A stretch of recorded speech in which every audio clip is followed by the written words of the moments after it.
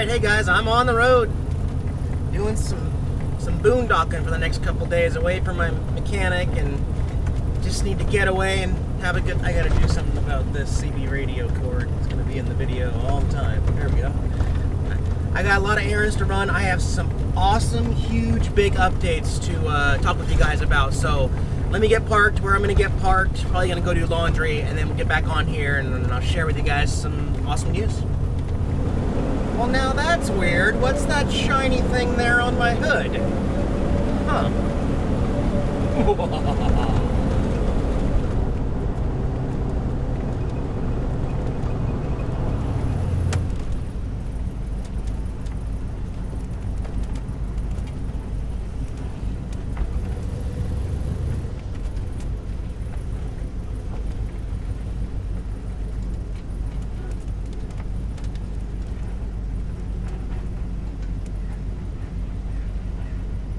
Alright, hey guys, I'm at the Olympia Square right here so I can do some laundry over there. But as I was hinting at there for a second, I got my Jaguar back that I had on Tilly 1. I got that on eBay for $44. It's not the sticky one that just sticks to it. I actually had to drill into the hood and bolt it to there so that this thing does not grow wings and somebody tries to come and just grab it off with the sticky tape. I can't believe they sell just the sticky tape versions, but I got the actual good one that drills into the hood. And yeah, amazingly, that feels really satisfying to have that back on an RV hood again, so I'm really happy about that. Well, let's go inside and talk about something else that's really cool. Okay, so obviously you probably saw where I'm parked. I'm not hooked into city water or anything, but if we simply turn on the water pump button up here, let me come over here to the sink. Voila. We have water. We have water everywhere. All my water works. It turned out that Andrew and I had to do some diagnosing. The water pump that was in the RV, this one, the ShurFlow Whisper King, when you turn on the button up there, this thing would vibrate and hum, just like any normal water pump usually does in an RV. And I thought, what the heck's going on? The problem was, so what we did to diagnose it ultimately was, okay, obviously it had power, it was vibrating, it was working. But we hooked a hose into this and then put that hose into a 5-gallon bucket, then powered it on, and it didn't suck any of the water up and push it out the other side. So that's how we knew the water pump was faulty. So what I had to wait for my Amazon purchase was a new ShurFlow water pump, which is installed underneath. I haven't even actually bolted it to the floor yet, but there it is. Works great. I have sanitized the onboard water tank. I've also bleached and vinegared the lines. However, I still have not drinking any water out of the RV storage container. I will, I promise. I will get there. It just takes me some time to build up that courage. I want to get a Brita filtration system and be able to, you know, filter the water. But I promise, I will drink out of the onboard tank. Come here. Hi, buddy. What do you think, huh? What do you think of this RV life, man? That feel good? That's pretty cool, right? Oh, yeah. Jax approves. He does. He does.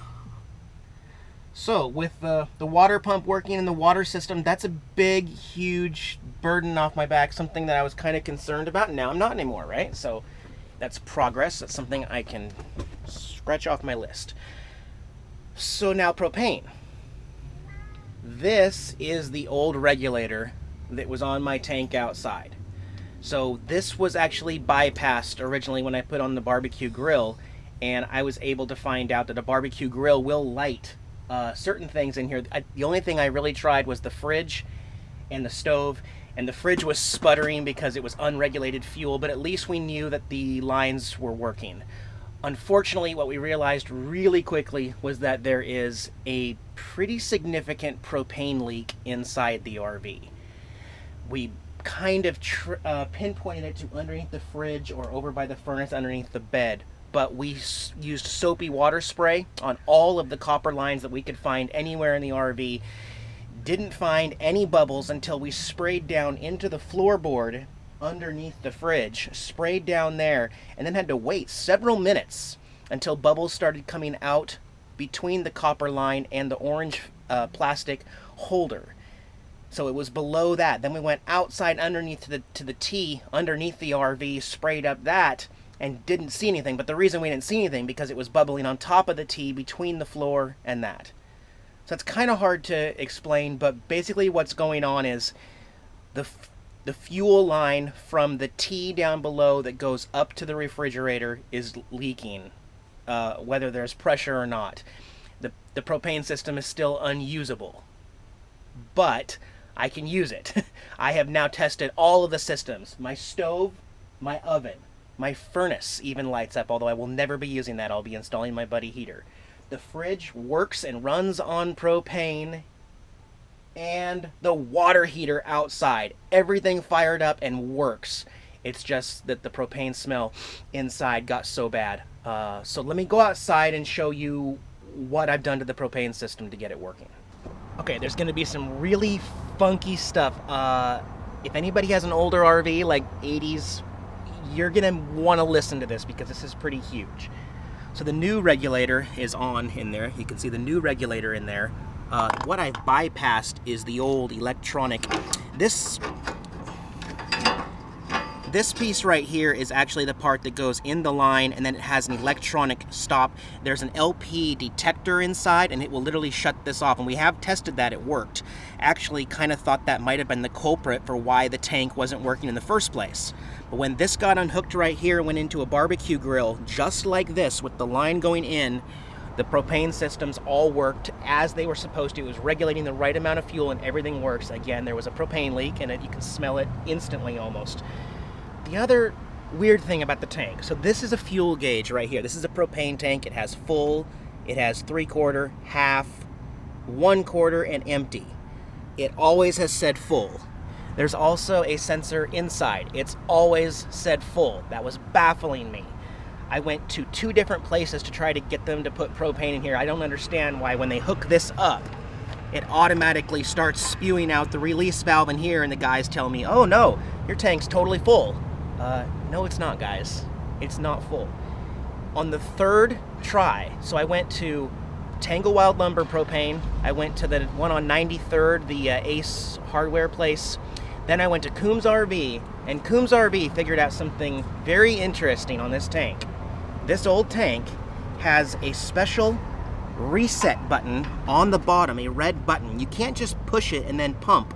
What they have to do at the propane place is one hand on the red button here to push while they open the propane valve. That resets the system, and he got 10 gallons of propane in here. What an amazing discovery. I was about ready to rip off the entire propane system and put on a used one because it was just so damn frustrating. So, if you're ever thinking that your tank's empty and they're telling you they can't put any propane in it, make sure there's not a red reset, like a bypass button you have to push in order to first pump the propane in here. Very odd indeed. So, basically where I'm at right now is I'm so close to having this system up and working and being excited about it, but the propane leak is beyond my expertise, and now I have to, well, I already did. I scheduled an appointment for Coombs RV, $120 an hour.